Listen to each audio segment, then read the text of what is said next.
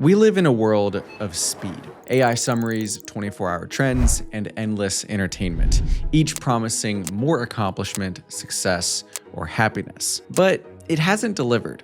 Anxiety, burnout, and a lack of purpose are on the rise, driving more and more people to intentionally go against the grain, to slow down and look for another way. After years of dancing on the edge of burnout, I find myself trying to join them. I'm actively trying to do less, to set aside the noise and slow down. It doesn't come very naturally, but for the first time in a long time, I feel like I'm slowing down, not speeding up. This video is not sponsored by anyone. If you appreciate that, dropping a like would really help me out. With each passing year, we get better and better at speeding up. No need to watch that video, AI can summarize it for you. Why spend 10 hours reading a book when you could just watch the movie? We multitask, chase endless opportunities, and fill our lives to the brim. But all this speed has come with a cost. We are stretched thin, anxious, and frazzled. Worse yet, we don't know how to slow down. We scroll endlessly, fall asleep with the TV playing, only to wake up with our phone in our hand. This all came to a tipping point for me a few months ago. The speed of my life had been slowly consuming more and more of my interests, and reading was the last straw. I had to realize that I basically couldn't read a book anymore. And since getting rid of technology wasn't really an option for me, I decided to start looking for people who somehow manage to find a balance. People who accomplish meaningful work, yet knew how to slow down. And that's how I ended up staring at a Harvard professor telling me something I really didn't want to hear. You need to be bored. You will have less meaning and you will be more depressed if you never are bored. I mean, it couldn't be clearer. We avoid boredom like the plague. We look at our phones while waiting for the movie to start.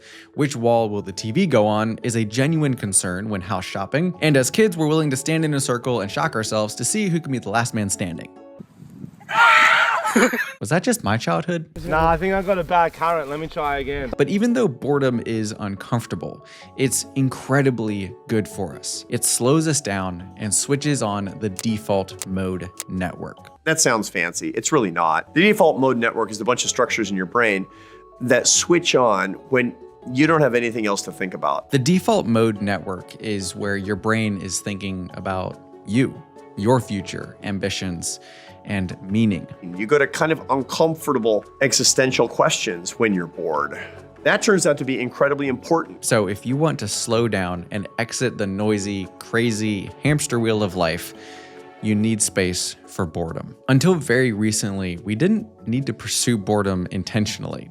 Before the age of smartphones and earbuds, there wasn't really much to distract ourselves with. We worked in the fields or a factory, and boredom was the norm. No listening to podcasts, no scrolling social media. We had books, people, and our minds. Now we've swung in the complete opposite direction, where we genuinely never have to be bored if we don't want to. As uncomfortable as boredom is, I decided that being frantic, frazzled, and exhausted all of the time is worse. I had to at least try it. This meant a lot of things, some of which included no taking my iPad to the mechanic shop, no responding to emails in the grocery line, and no listening to podcasts while cooking. This meant doing something kind of unusual in today's world, which is doing one task at a time, because I genuinely wanted to know what would happen. Well, my life didn't screech to a halt, if that's what you're wondering, but I did start noticing that I had more margin. I had little spaces to slow down in my day, and slowly but surely, I started to feel more on top of things. Which is ironic because I was actually doing less. Another really interesting thing happened. Instead of sifting through everyone else's ideas and thoughts, I started having my own again. And sure, these ideas would usually hit me at the most inconvenient times, like trying to fall asleep or while showering, but hey, it's better than nothing. Wait a minute. All of those were times when I was bored.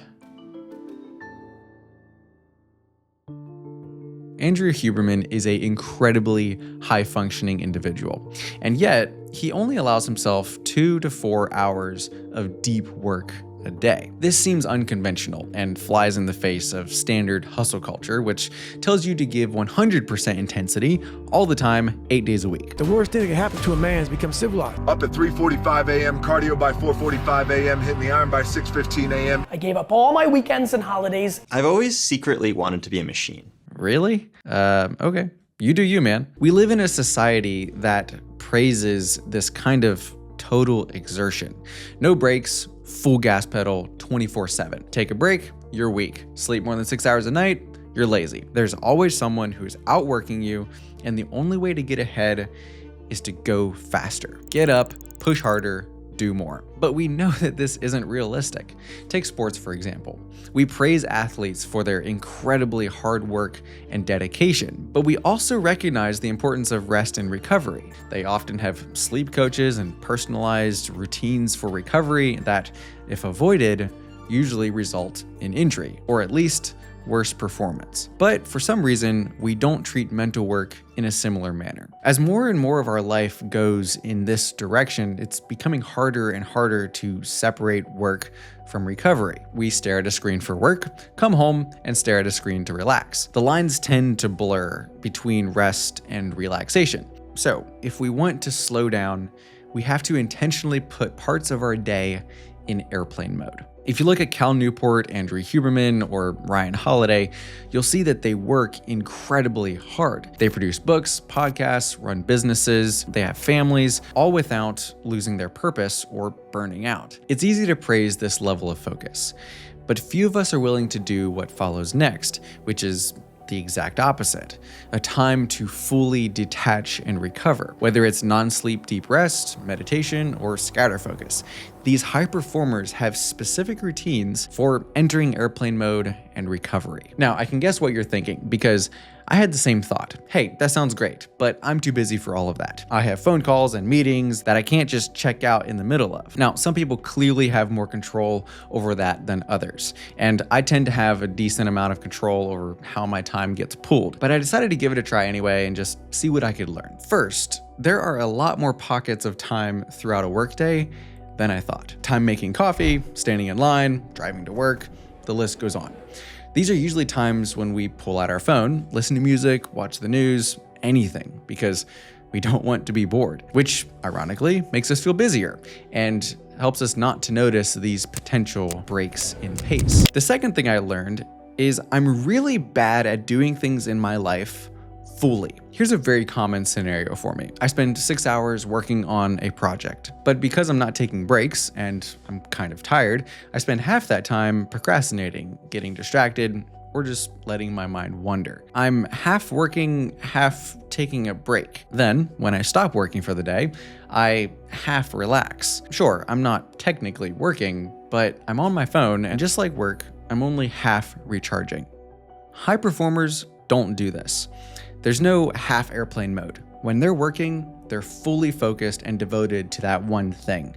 And when they're recovering, they're fully in recovery mode. Part of what allows them to do this is setting an anchor point. This idea of slowing down and separating ourselves from the noise is not a new one. There's a reason monasteries were and are considered the ultimate form of devotion, a complete separation physically in the attempt to quiet the noise of the mind. What's interesting is we're seeing some similar practices slip into modern life as well. I first started noticing these when I was reading this monster of a book, Tribe of Mentors by Tim Ferriss. In this book, Tim Ferriss interviews the best in the world at what they do. Whether entrepreneurs, athletes, authors, think of anyone who has accomplished incredible feats, they're probably going to be in this book. One of the things that stuck out to me as I slugged through this book is almost every single person has an anchor point. This is a routine or ritual, usually in the morning, that grounds them before they begin their day. The most common ones are exercise, meditation, and mindfulness. The louder and faster life gets, the more I realize I have to start my day with some kind of anchor, a way to start my day on my own terms, not reactively. Malcolm Guite uses the metaphor of the North Star.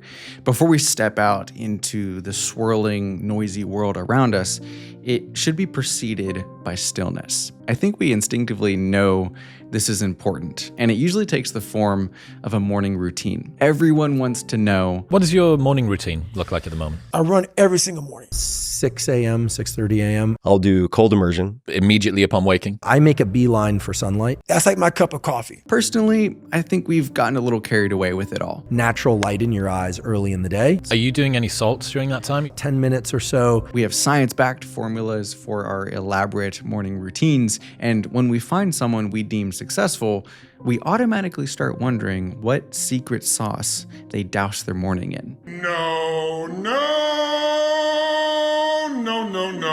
You know, actually, I'm good. In all the morning routines I've looked at, they generally only agree on a few things. Don't check your phone, start proactively, and do what works for you. So instead of complicating it, for now I'm sticking with the tried and true, which involves waking up, making a cup of tea, and sitting on my front porch for 30 minutes either reading or just thinking. To me, it's worth losing sleep over. These are baby steps, for sure. It's not easy to push against the momentum and noise of our world, but I'm slowly making progress. I now have about 2 hours of every day without my phone, where I'm completely unreachable. I've stopped checking social media, and if possible, I basically only do one thing at a time. It's simple, sustainable, and for once in my life, I feel like I'm slowing down, not speeding up.